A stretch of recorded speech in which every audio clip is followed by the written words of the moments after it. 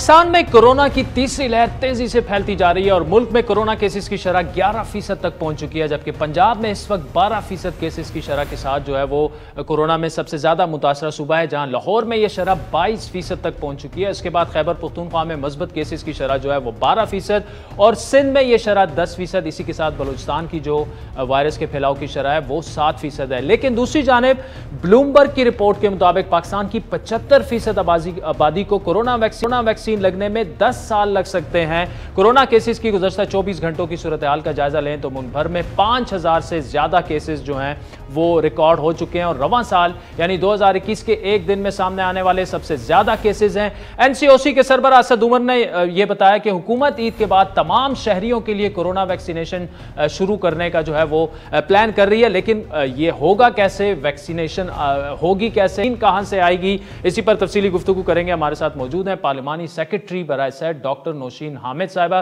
Doctor साहिबा, thank you so much for joining us. पहले तो ये बताइएगा कि ब्लूमबर्ग की एक रिपोर्ट जो आपकी नजर से भी गुजरी होगी कि अगर मौजूदा रफ्तार से वैक्सीनेशन जारी रही तो पाकिस्तान की जो 75% पॉपुलेशन है उसको वैक्सीनेट करने में 10 साल लग सकते हैं। अब हमें पता है कि कोरोना का इलाज सिर्फ वैक्सीनेशन ही है। एसओपीज तो हमने हल्फ उठा रखा है, कसम उठाई है कि हम फॉलो नहीं करेंगे।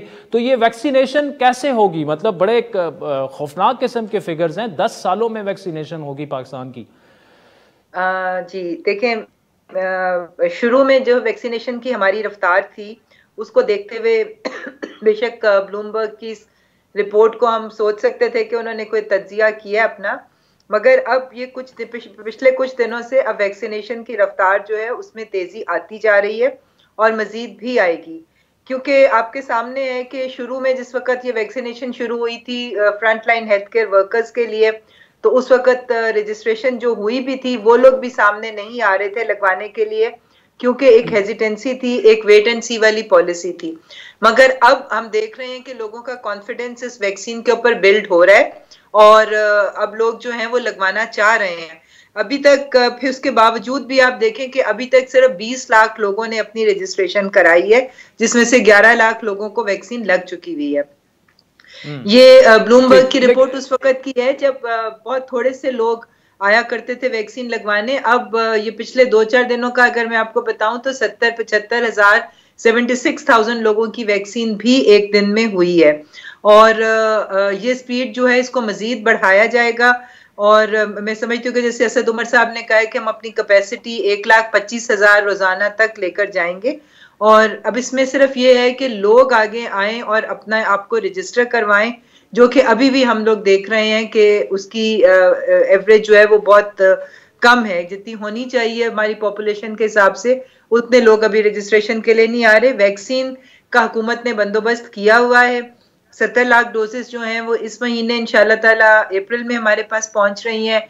उसके बाद फिर हमारे पास मई, जून, जुलाई ये तमाम पाइपलाइन में वैक्सीन हैं और इंशाल्लाह ईद के बाद हमारे पास वाफिर मिकदार में वैक्सीन मौजूद होगी। अच्छा, ये तो डॉक्टर साहब आप ये फरमा रही हैं कि ईद के बाद वाफिर मिकदार में वैक्सीनेशन मौजूद होगी, लेकिन हमारे पास ऐसी भी एग्जांपल्स हैं कि फेडरल मिनिस्टर्स उठ के ये कह देते हैं कि जी साइनोफार्म जो है वो अब चाइना के साथ मिलकर हम पाकिस्तान में बनाएंगे, फिर रशियन वैक्सीन का कहा गया कि वो भी पाकिस्तान में बनाएंगे।